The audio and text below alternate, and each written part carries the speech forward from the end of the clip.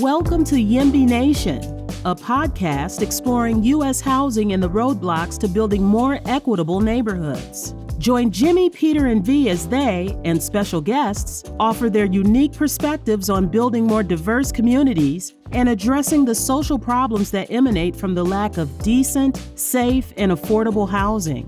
Our hosts have served in the fields of advocacy and nonprofit, public, and private development, and are driven by their passion for community empowerment. Join the conversation and share your thoughts on social using hashtag YIMBYNation.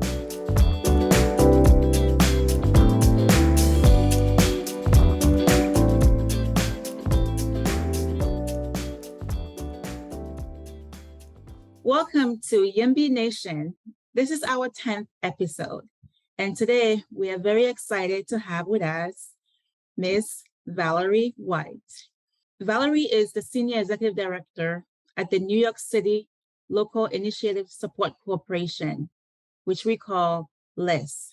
Valerie is responsible for leading the expansion strategy to promote LISC statewide effort to create economic and community development ecosystem that addresses the deep-rooted systematic inequalities. Valerie oversees the LISC New York City and LISC Westchester, New York local offices. She has more than 30 years of experience across private, public, and nonprofit sector. Before joining LISC New York in April 2020, Valerie was Executive Vice President at the Empire State Development and Executive Director of the New York State Division of Minority and Women Business Development. Previously, Valerie was Vice President at the Brooklyn Navy Yacht Development Corporation and Managing Director at S&P's Global Ratings. In addition to her extensive professional experience, Valerie serves as an advisory board member for Fordham Urban Law Center and the director of the Fordham Law Alumni Association. Valerie holds a bachelor's degree in communications and a JD from Fordham University, a master's in management, and a certificate in organization development from the New School. On behalf of Peter and Jimmy and myself, thank you so much for joining us today. Hello, Valerie. Hey, Jim. How are you? I'm good. How are you? Okay. Full disclosure, Valerie and I have worked together in the past.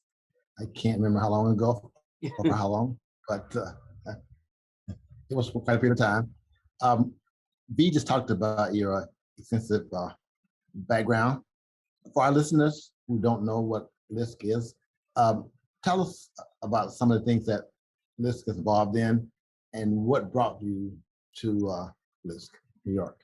So I'll just tell you a little bit about the corporation and its history, and it's relevant to the work that I'm doing now, but also, Jim, relevant to work that we did back at NYCHA in the 90s. And it was in the 90s, so. That long ago? It was that long ago, yeah. So LISC is the Local Initiative Support Corporation. We are a national nonprofit. It was established about 42 years ago, 1980, going on 43 years, in the South Bronx. And it was the brainchild of Franklin Thomas, who just recently passed away, as we know, who had been the president of Bedford-Stuyvesant Restoration, but then was working at the Ford Foundation at the time. And the thought behind the Local Initiative Support Corporation is just that, taking the local community and providing support in economic development in a way that rebuilds a community. So when you think about the South Bronx, where everything began in the 80s, it was just a deteriorated neighborhood, like blocks upon blocks of rubble. And indeed, both former Presidents Reagan and Carter had visited the area and just were distressed that those conditions were existing in New York City and America. So through the efforts of the Ford Foundation, LISC was formed and began the whole concept of looking at involving a community to make a strong economic foundation, rebuilding both the physical infrastructure, the community support, and all of the other elements that go along with economic development. So Since 1980, we now have 38 markets where we have a presence. And in New York, we have 2, one in New York City and one in Western New York, the Buffalo area. So I now lead both those efforts, and we're looking at providing that impactfulness, economic development, that strategy across the state of New York. LISC is at the forefront of addressing these housing and economic and educational disparities. But what inspires you to be so passionate about addressing these issues? Well, it's interesting, Jim. A lot of this started in the work that we did at NYCHA in the Hope 6 program in the 90s. So myself, I am a Black woman. I guess that's obvious, right? And I understood growing up the inequities that we face as Black people, as minorities. But I did not grow up in a socio and economic distressed area or neighborhood, nor is my family social and economic distress. But, my parents instilled and made us understand, and then just the nature of existing, right, in a primarily white neighborhood in Dutchess County, New York, which is where I'm from. I clearly understood that there were inequities. So regardless of whatever economic status my parents had, regardless of if I had the highest grade, regardless of if I did the most, I was always at a space of inequity, just merely by the fact of who I was.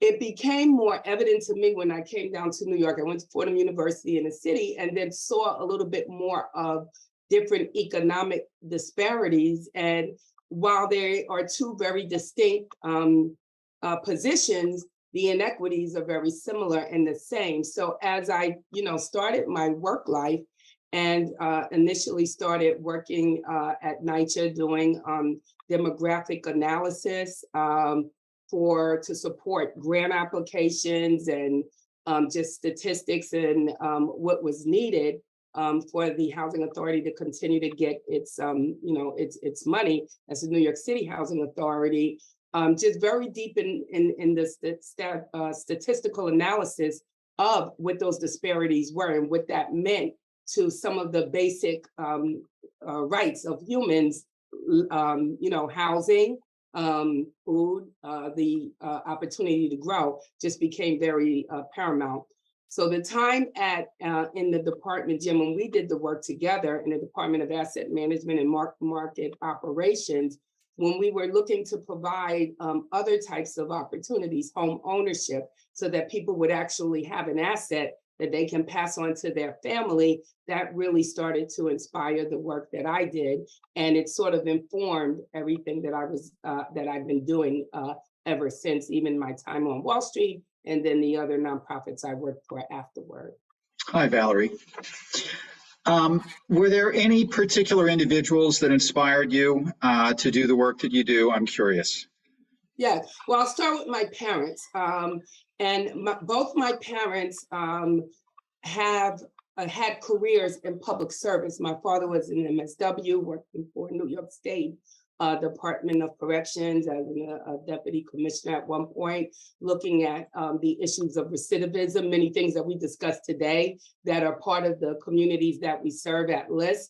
My mother, a nutritionist for Cornell Cooperative Extension, also looking at the disparities of access to quality food and nutrition and health inequities. They talked to some of my siblings about it and what that meant for us as a people and how that kept everyone in these different spheres and how those things needed to be eradicated in order to achieve true equity in our community, in our society. But it was something that was just ingrained in the way that we have been formed over the last 400 years. So they were extremely important in that. I'll go back again to the work, and I still to this day talk about the work that we did at NYCHA because it was very transformative at the time. And Jim, you remember the Quality Work and Responsibility Act of 1998, the formation of it even prior to that, and the concept of the Hope 6 program that we worked on together, which was building an entire community, correcting not just the bricks and the mortar, but thinking of all of the other things that contributed to this state of economic distress, safety, even how the streetscapes were laid out. I mean, and we spent many hours, and you all know, Jim, we were working 24 hours sometimes, going through applications to be sure that what we put forth for support to the community was something that would elevate the residents of that community in a number of ways, looking at things like entrepreneurship and resident management corporations, and incorporating, equity and access to education was all part of how we looked at things holistically. So I would say the time at NYCHA with Jim, I think the commissioner at the time, the chair was John Martinez. He was very instrumental in the work that we did. And then what came along with that from my parents is just something that I thought was very important. External to my immediate touch, we can talk about the Reverend Floyd Flake out in Queens, the Allen, Greater Allen community, who was one of the folks in the forefront of building up a community utilizing a faith-based institution to provide those services for the congregation.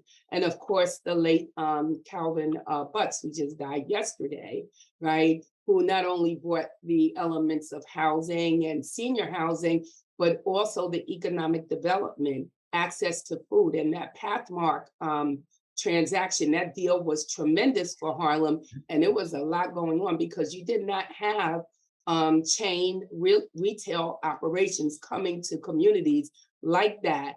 And I think that was one of the catalysts that started that ability to bring those services to communities that they needed, and a little bit of equity in that regard.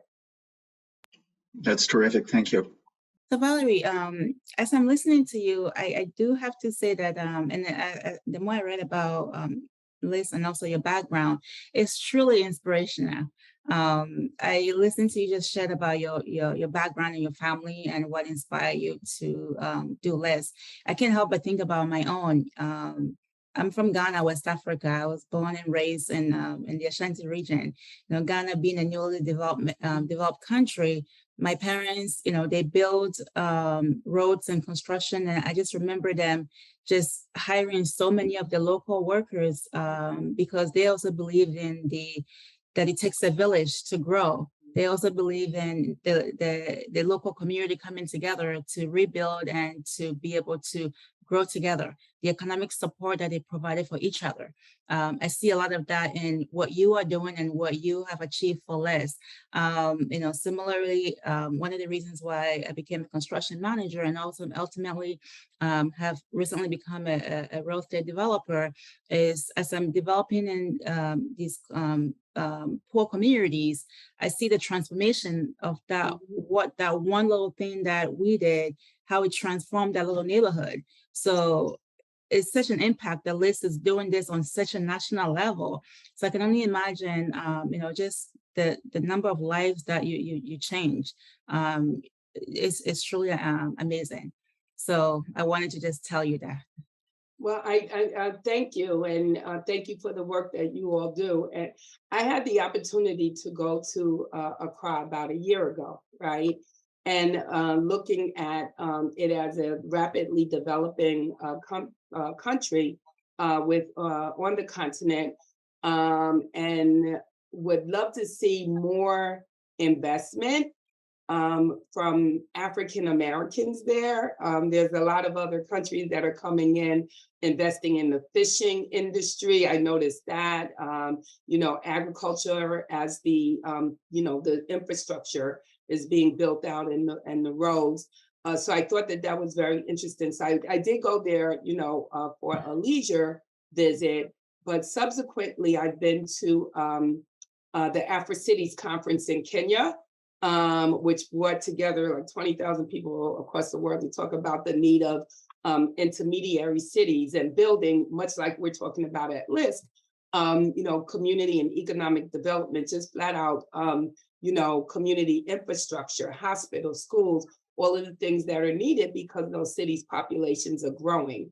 And then subsequently, I was in Cote d'Ivoire about a month ago, speaking with CFOs, chief financial officers of about 47 cities across the continent, the smaller cities that are looking to utilize the capital markets to issue bonds to build up their infrastructure. So it's quite interesting watching the continent, move into the capital market space, and very similarly looking to have that, ecosystem connectivity that we are also trying to build up at LISC. That's amazing. And you're right. It starts with the infrastructure because you have to be able to get from one place to the other. Otherwise, it makes it very hard for economic growth. And you're right. There should be more opportunities or more ways of bringing the experience that we have here in the Western world into the developing countries like Africa, meaning Ghana, Kenya, Cote d'Ivoire, and all of the sub-Saharan African countries that are developing. So I'm actually very glad that you said that. I'm happy that it's me going, right? Yeah. And as an African American, as descendants of the enslaved, having that touch. So I'm not quite sure exactly where I am, but I know it's somewhere around there. And so it's almost like a chilling effect, right? Going there and having these conversations and having the ability to bring, what I gained in my career over there. But it's also a learning experience as well, just understanding the different way that business is done and culturally. And I got to get my French together if I want them to have me back, because so at some point, the little interpreter microphones, headphones, people really want to hear what you have to say, not what the guy who's doing the interpreting is saying. So that's been my new thing, brushing up on my French. Yeah. Well, one more person. I'm actually going to be doing some development there in Kumasi by the airport. So okay, all right. So we'll talk. Yes. Excellent. So my next question for you is, tell us about the Black and Minority Real Estate Developer Program that you have here. I think it's a developer of Black developers of color for LISC. What are the requirements? Who can participate? And is there a geographic restriction? And now that you mentioned Africa.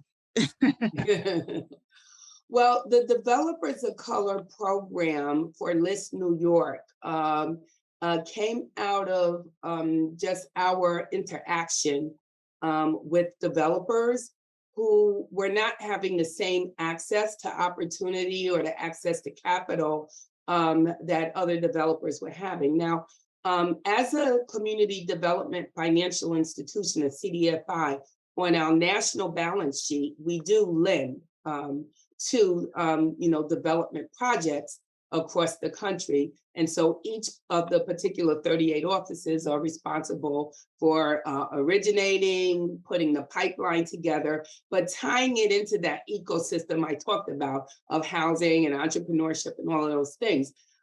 We were finding that, minority or BIPOC developers don't have the same access. They're not getting the same amount of contracts, whether it's state or city. Prior to this job, I was running New York State's Minority and Women Business Enterprise Division.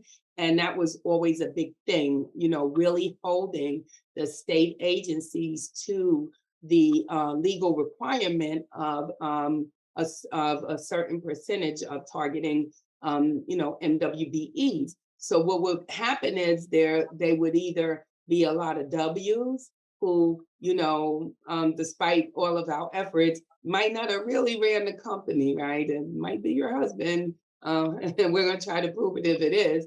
Or those, there would be requests for a waiver because we just can't find any minority-run companies because they just don't have the capacity, right? And capacity is a very broad word. It's an easy word to use when it's easier for a variety of reasons. Number one, there's a comfortability level with a new firm that one procurement officer or another might not have. You know, Joe from over here has been doing it for 30 years. We know he's going to do it. And by this time, what he's going to use and he's going to come in under budget. So that's easier than making an effort to work with a newer, developer who may be a developer of color, or maybe in some geographic locations across the state, those who were doing the procurement there just simply didn't want to work with a developer of color, right? They just didn't because they just weren't comfortable with them because they were a developer of color.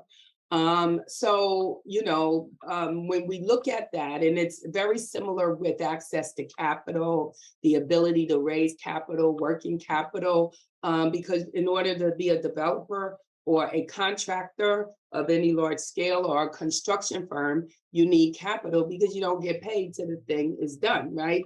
And you can't do it if you don't have the money to buy the supplies, pay your employees, get the surety bonding that's required and insurance. So all of these things contributed to a ceiling and an inability for BIPOC developers to have access. So at LISC, what we did was, and we were seeing it when we were lending as well, as in addition to having that feedback from the industry. So we surveyed the industry. We talked to non-minority developers. We talked to government agencies that contract with developers. We talked to developers themselves. We talked to financial institutions to just get a listing of what were the capacity issues that they were finding. So for this program, we utilize that, and we're approaching it with a three-prong approach. The first is a workshop, instructional portion, which is designed to address very specifically the capacity. Columbia University, we work with their School of Construction to develop the curriculum based on the results of the survey. And then we have this standard curriculum that is delivered to the participants. The second is like a one-on-one coaching. So we work with more experienced developers. The developers in the program are mid-level developers. They probably been around 4 or 5 years. They've done like maybe 3 deals, less than 15 or 20 employees. And they have to come to the program with at least 2 active deals so that we could take the deals through the workshop portion I mentioned first. Then the second is the one-on-one coaching with the experienced developers to help that participant work on that deal and prepare that deal. The third portion is a developers and investors conference that we hold. So we bring capital providers, and that includes government agencies, commercial lending institutions, hedge funds, equity providers, investment banks, whomever that might be able to contribute to the capital stack of these projects. So that the deal has gone through the whole program, and then the developer is able to pitch at this developers and investors conference, and we're able to make matches. So, capacity is great, but if there's no capital to go with it, you can have all the capacity you want, but, cash is king, right? No money, you're not going to be able to do the deal. So we were very sure that we put all of those 3 things together. LISC is one of the many investors who have invested in the graduates of our 2 cohorts. And we've invested over $20 million between the two, the 2 programs. And there are 33 alum right now. And on Wednesday, we're kicking off cohort number 3. Amazing. That's really amazing. That's terrific. So who can participate in this program? Do they have to be from New York? Yes, it is. The funders who are paying for this are looking for developers who are either located in New York City or do a large portion of developing within New York City. We are looking to take this across the state with that same curriculum because we have a license for it. You know, and a lot of these things I say, I learned from Jim, right? Make sure you can use it after you pay for it, right? So we have a license for this curriculum, so we're able to you know, emulate this type of training in other jurisdictions across the state. So this was our pilot program, and we'll be looking to stand this up in other places. Empire State Development, the Department of Housing and Community Renewal for New York State, you know, they are always there looking for developers. So we're hoping that we can find a way to make this a statewide program. Well, if you decide to, when you make it a statewide program, if you decide to start from Connecticut, just let Jimmy and I know, we can help. And if you decide to start from Connecticut. Well, we have a LISC office in LISC, Connecticut, and I think they do have a Housing Development Training Institute. So happy to put you all in touch with them. Valerie, how is LISC financing comprehensive community development that goes beyond housing? And what resources are available for you to assist in those efforts? Well, we finance everything down to our staff through three ways. And one of the things that's been important to me since I've been in this position is to find ways to diversify the income stream, the revenue stream, right? Because if you don't have, you know, a diversified revenue stream, then you're relying on one manner to move your business forward, and that's never good because things change. So right now, when I came, it might have been 90-something, about 79%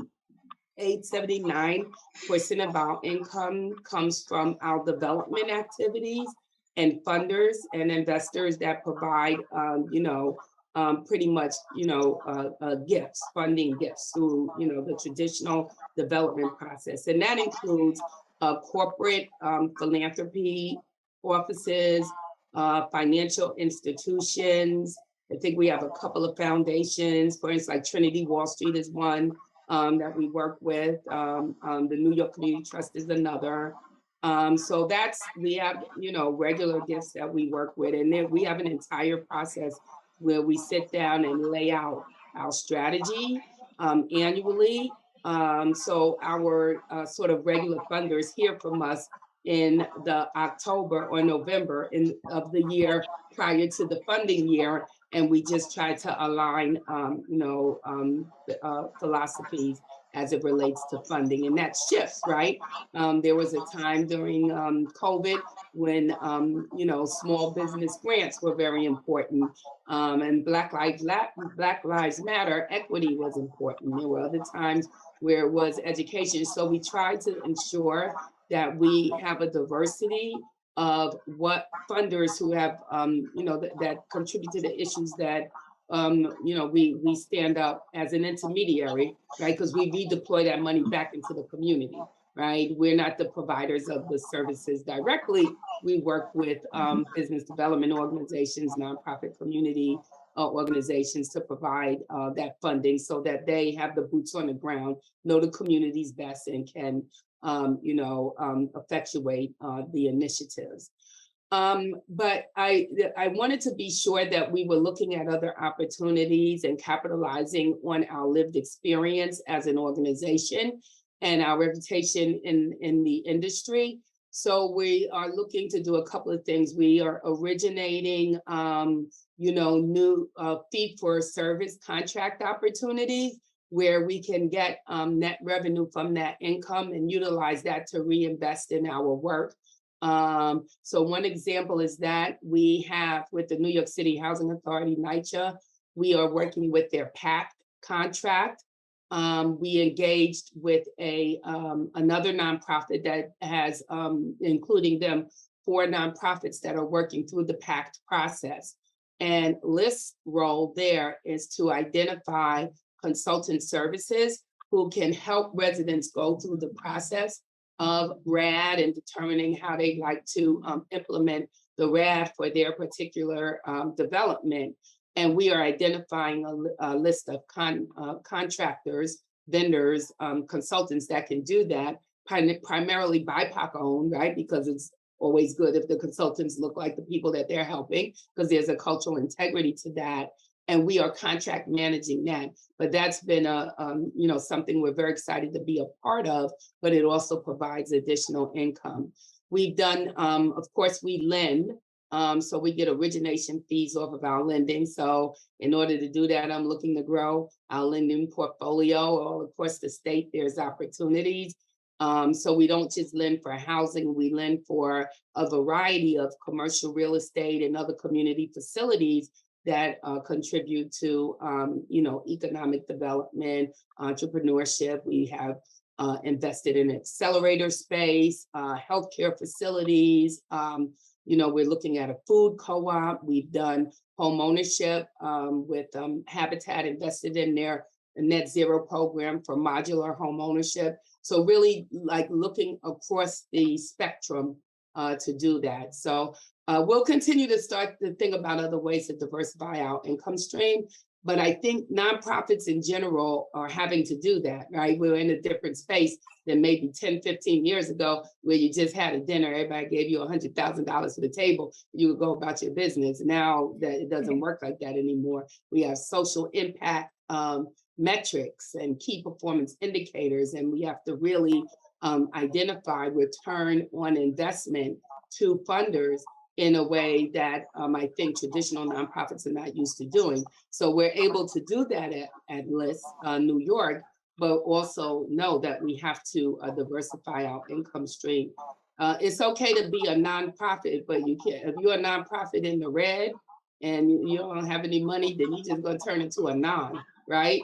So, and that's not where we want to go. We want to stay impactful. So. Just one quick follow-up question. I know LISC is one of Ford's great successes. Is the Ford Foundation still involved in initiating some of these new programs that LISC has initiated? Well, the Ford Foundation works very closely with our LISC national footprint, and they work in that space. The local office, actually I had the opportunity to visit the Ford Foundation, was last week, late last week. They sponsored, along with New York City, a summit on equity, right? And that was very interesting to be there and be in that space. Many of the discussions that were had, both in the plenary discussions and the breakout discussions, talked very much about the type of work that we're doing at LISC, as well as some of our other nonprofit partners. So we are very much in alignment with, the work that's being done across the city. And the idea of this summit was to ensure that we were capitalizing on each other's work and trying to figure out how to maximize it and not, and this was one of the things that Mayor Adams brought up. He was one of the early speakers, along with the mayor of Newark as well, on how do community-based organizations figure out how to maximize each other and not be in competition to elevate the amount of service that could be provided to the community. Thank you. Join us in 2 weeks for part 2 with Valerie White. Thanks for joining us and listening to today's episode of YIMBY Nation. Continue the conversation in your communities and on social using #YIMBYNation. Connect with V at www.vaseconstruction.com. Connect with Jimmy at www.sincereconsulting.com. And connect with Peter by searching Collaborative Development Consulting on LinkedIn.com. Please leave us a rating and review on your favorite podcast platform so we can continue helping communities thrive. Email us at contact@yimbynation.com or visit the podcast website at www.yimbynation.com. Until next time.